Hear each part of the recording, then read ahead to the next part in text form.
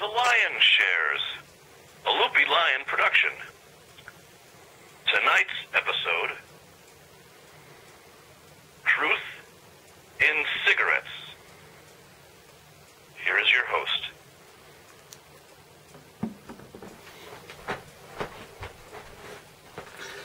Hello and welcome to another episode of The Lion Shares. Tonight's story, Truth in Cigarettes.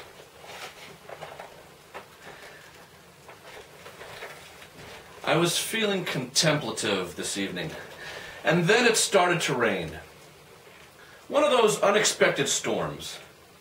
The drops were cold for mid-April. That's St. Louis for you. Hot in the winter and cold in the summer. No, wait, that's San Francisco. Oh well, someplace I've never been. Here in Philadelphia, it was raining. At least that is what it felt like. I tasted it. Not scotch or wine. It was rain. As my glasses fogged, I turned the corner and saw a poster on a wooden sign. Richard Shillington, motivational speaker. That is what the sign read as I entered the free show put on by the United Way. I have been looking for answers for the last 2 years. Why am I homeless? Will things ever change? I bet I could predict what this guy is getting paid to be here tonight. He's receiving at least $2,000 to $5,000. I would know. I used to book guys like this for another comprehensive agency. Then my personal problems got in the way. I drank too much, to forget, and lost the second job in a year. Now I have to rely on those temp jobs. Funny thing is, I think I could get it all back if I gave up the booze, admit I had a problem, and went back to the VA to talk to someone. I know what I have to do, I'm just stubborn. It is April, but there is still a nip in the air. I duck inside to hear what this clown has to say. It started at 7 p.m., went on for some time, then there was a 15-minute break for drinks. That's when I went in. I've always had a good sense of timing. Never knock a free drink or two. I can start on that old wagon tomorrow. Here goes. I hope he was worth the money they paid. Why is life so multidimensional and complex? Do we search for the reason for our existence, then somewhere along the way give up and hide behind an addiction or illness like hypochondria or a personality disorder? Many of us seek guidance and are true believers. Some of those lose their way. Some never had any. The worst ones are the hypocrites that shine in church, then crap on your name when your back is turned, when you are well out of earshot from their venomous words. A nice start. I hope he doesn't pull out the Bible. Children are too trusting and have to be taught or learn how to be selfish or careful. However, many adults can learn from children, but without the lack of wisdom. We should know better. We need to learn to be more giving but not be naive. What can we do to simplify life but still keep our faculties? I want mental sharpness with less responsibility and no anxiety, please. Hold the guilt.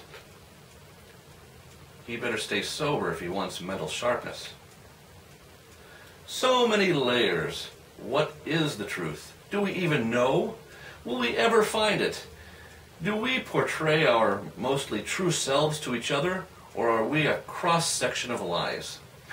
We are usually ashamed of our true selves. The only way we are going to find contentment is to be happy with the reflection we see in the mirror every sunup and sundown. We have to like the flaws, the mole, the secrets, and the zits. Waste not your money on unnecessary plastic surgery. Someday you will look in the mirror and wonder, who is that? Oh, it's me. Where have I gone? Hey, I'm right here. Oh, you mean yourself, I say to myself. Did he get this from a certain small magazine, or was it written for him? The writer is not half bad. I used to dabble in that too. Will we ever find the truth? Start by living it and asking yourself the difficult questions. Here's the tricky part. When we find something you do not like about yourself, figure out how to change it without exiting the game before your turn. I am not an advocate for that. Get help and believe you have it within you to get through it, whatever it is. Okay. The thought has crossed my mind, but not recently. I have a small job and live at the shelter. I am disgusted and want for more, but think about the war. Get frightened and go back and buy a drink. I am glad I'm not having this conversation out loud.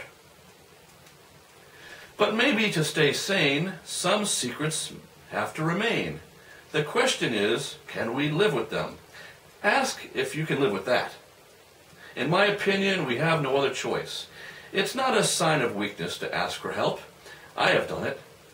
I am sure you must have asked for help one time in your life.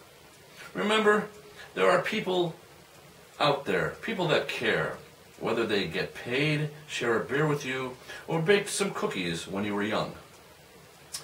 So the question remains, if life is so complex and we are not honest with ourselves or others, and most of what we read and see on the news is slanted, and we only have 56 years to answer the question, will we ever find the truth?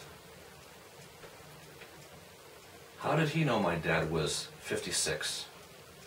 Here's my question to you, sir. Do you smirk as you cash these checks? I start to leave the auditorium. I am glad I didn't have to pay to hear him. I shouldn't have had that second drink on an empty stomach. The weekends are tough at the soup kitchen. You miss a meal, and they're not open for midnight snack. I'll have to see how much I have in my private stash. Enough to buy a hamburger and coffee, out of the rain, I hope. Oh, good timing. They're taking another break. The bar is closed, as I can see, but there's coffee and a few cookies. I grab a cup, turn down the alley, and light up a smoke. I see a familiar face getting ready to have a cigarette. It's Richard Shillington. He asks me for a light. I hand him my cheap lighter, and he says thanks. I scoot under the awning to not get any wetter. We start to talk. He says, "Have you seen the show before?" I said, "No, I just caught the last hour or so." He said, "I don't even do this for a living. A friend of mine is the real Richard Shillington. He has been sick, and I stepped in for him. I have worked with him in the past and know enough of his material to get by. I wouldn't have told you otherwise, but you look down on your luck, and I hoped you got something out of the show. Here, pal, here's $20. Promise to get yourself a good meal and look for work. And, hey, do me a favor. Keep what I told you to yourself. I can't let it get out that I am sort of a fake. Rich would get sued." I tell him thanks and not to worry. Wow. I found the truth and got paid for it. I was able to help two people out while one tries to shine the candle of truth for those others in there to see. He was honest with me and thought enough about me to tell me his truth. A few things did stick with me from that night. Will we ever find the truth? We need to find a speck of it and believe in that. That's all we can do. If we have no truth to hold on to, we are covered in a chain of lies as we try to swim ashore to the land of our forgotten identity. We should not lie to others, but we cannot lie to ourselves. We may end up like the man asking his reflection in the mirror, "Where am I? I am over here. I just forgot the way is all." Smokers and drinkers should help each other quit. I have learned we have to be ready to quit, though. That is not my point, however. I think there's an unwritten bond between smokers and drinkers. Why? People let their guard down around someone who shares the same habit. There is that instant trust. He or she is a smoker too. I can talk to them. They will not get offended and may even ask me for a smoke if they ran out. Where else is someone willing to share what they have without ever having met you before? Bankers don't loan each other money. "Wilfred, do you mind if I borrow a grand or two?" "Certainly not." "Here you go. Here's 3. They're small." "Oh, thank you ever so much. You've been most kind." Someday, the roles may be reversed, and it is you who is asking to borrow a cigarette. Maybe that Richard Shillington is a good judge of character, or is very observant. Maybe he saw me smoking and knew I had what he needed, an external flame. I thought about what he said. We have to like the reflection we see every day. If we see something we don't like, change it. That night, I went back to the shelter, said a prayer, and started my new day. After a shower and a meal, I looked through the want ads. A few days later, I met a counselor at the VA and found a better job.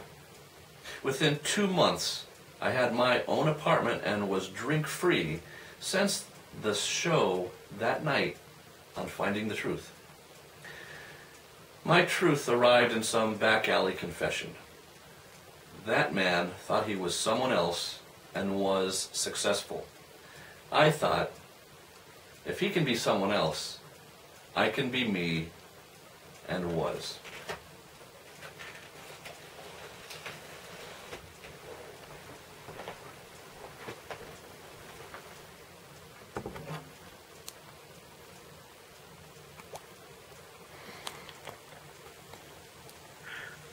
Original stories by Charles A. Mazzarella.